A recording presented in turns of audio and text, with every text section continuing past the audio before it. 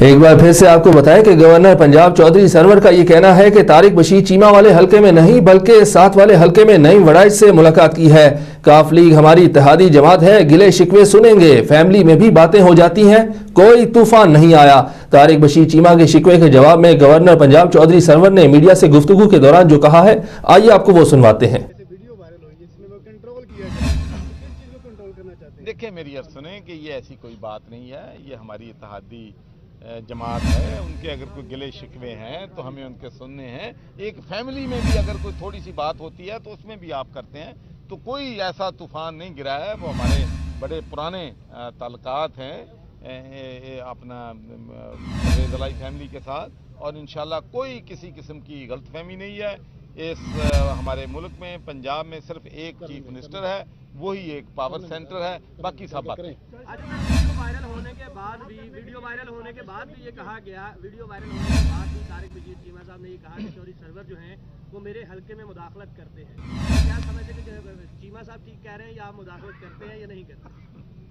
देखिए मैं अर्ज करूं कि मैं तो पंजाब में हर हलके में जाता हूं, तो इसलिए मैं जो है उनके हलके में बिल्कुल वो एक अपने हलके से MNA है, लेकिन उनके साथ एक हलका है जो कि नईम वड़ाइच का, उसको मैंने पार्टी का कैंडिडेट था, उसको मैंने जरूर। गवर्नर पंजाब की गुफ्तगू पर बात करने के लिए PTI रहनुमा नईम वड़ाइच साहब ने हमें ज्वाइन किया है।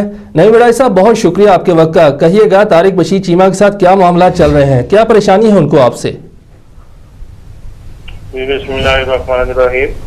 सबसे पहले तो मैं आपको ये बता दूं कि हमारे मामलात जो है ना, ये पार्टी इशू है। इलेक्शन हासिलपुर में NA 171 पे मैं इलेक्शन लड़ रहा हूँ, PTI का मैं टिकट होल्डर था। तो सीट एडजस्टमेंट थी हमारे काफ लीग के साथ, तो इस वजह से तारिक बशीर चीमा ने वहाँ पे इंडिपेंडेंट इलेक्शन लड़ा पार्टी के कहने के बावजूद। तो यही हमारे उनके प्रॉब्लम चल रही है। अब वो सिर्फ ये है कि वो ये हल्का हार गए हैं, बुरी तरह हारे हैं। वो बदला लेना चाहते हैं। वो चाहते हैं कि हमारे इस हल्के में मैं ही थानेदार भी तब्दील कराऊं, मैं ही चाहूँ जैसे जिस तरह मैं चाहूँ वैसा हो। तो हमें तंग आ रहे हैं PTI को, बस यही इशू है। किस हवाले से आपको ज्यादा परेशानी का सामना है उनसे? यही कि वो यही मुदाखलत कर रहे हैं कि SHO को तब्दील करवाना, मिसाल के तौर पे कोई AC लगवाना, कोई DSP लगवाना, वो इस तरह के काम जो है ना उस पे प्रॉब्लम वो आ रही है, उनको आ रही है, हमें तो नहीं है। हम तो अभी पार्टी के बीएन पे चल रहे हैं। हम तो ये थाना कल्चर वगैरह चाहते ही नहीं है, हम तो इंटरफेरेंस करते ही नहीं है। हमारे लीडर ने कहा कि अगर पार्टी जो है वो कोई भी कैंडिडेट जो है MPA MLA वो यहाँ पे इंटरफेरेंस ना करे थाना कल्चर। इनके वो थाना कल्चर में जी थाना कल्चर में इंटरफेयर करना चाह रहे हैं वो जी थाना कल्चर में चाह रहे हैं। वो अपना इजारादारी चाहते हैं कि मैं हासिलपुर में बल्कि पूरे जिले में उनको डिस्टर्ब हो रहे हैं।